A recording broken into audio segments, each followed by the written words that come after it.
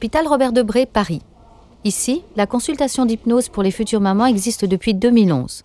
Largement pratiquée en Alsace et en Bretagne, elle reste peu développée dans les maternités françaises. Hélène Cornu, sage-femme, reçoit chaque mois des femmes enceintes. L'état d'hypnose est défini comme un état de conscience modifié. D'ailleurs, certains hypnothérapeutes la définissent comme un état de confiance modifié. L'hypnose traite des symptômes psychologiques comme l'insomnie, les vomissements, mais aussi les contractions.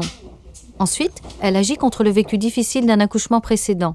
Une seule séance peut évacuer le traumatisme. Enfin, elle permet de gérer la douleur. Enceinte de jumeaux, Alexandra s'intéresse depuis longtemps à l'hypnose. Sous hypnose, je suis bien, je suis détendue. On est dans un cocon, je vais dire. La sage-femme me demande que mon corps soit bien ancré dans l'espace dans lequel je suis, pour petit à petit m'en détacher et m'éloigner vers quelque chose de familier, de rassurant. Une séance d'hypnose débute toujours en général par une réexplication de ce qu'est l'hypnose, que c'est un état naturel, qu'il n'y a aucune manipulation et qu'au contraire, elles ne sont pas du tout passives mais actives. C'est un état d'hyperconcentration et d'hypervigilance. Nafisa a souvent des insomnies. Aujourd'hui, elle consulte pour la première fois. Pour entrer en état d'hypnose, les futures mamans pratiquent l'isolation d'un sens. Elles se concentrent sur la vue, le toucher ou l'ouïe. Et la première chose que je vais vous demander, c'est d'uniquement observer tous les bruits qui vous entourent. Juste prendre le temps.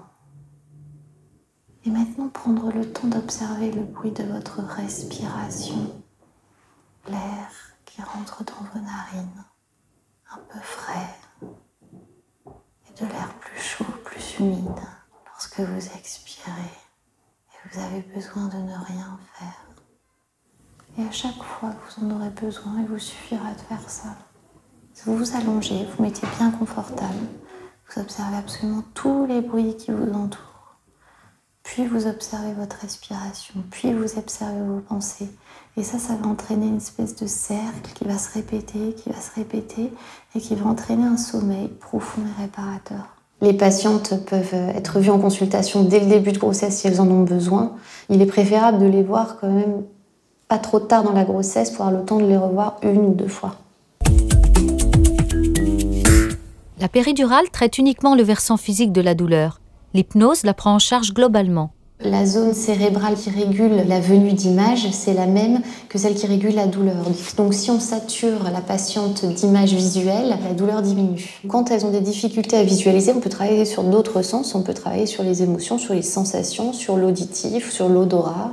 Je voulais voir ce que ça pouvait donner par rapport à la douleur et en effet, ça a été assez convaincant. J'ai vraiment senti la différence entre le moment où elle m'avait pincé avant la séance et le moment où elle m'a pincé pendant la séance. Pendant la séance, j'ai rien senti. Le but était de leur apprendre ce qu'on appelle l'auto-hypnose, pouvoir s'auto-hypnotiser en salle d'accouchement sans besoin forcément d'avoir la présence de l'hypnothérapeute. Je pense que je vais surtout m'entraîner chez moi en fait, pour être complètement autonome lors de l'accouchement. La présence du père est très souhaitable puisqu'effectivement en salle d'accouchement, je pense que c'est le meilleur hypnothérapeute qui puisse exister pour la patiente puisqu'il connaît beaucoup mieux la patiente et il peut la guider dans des souvenirs communs.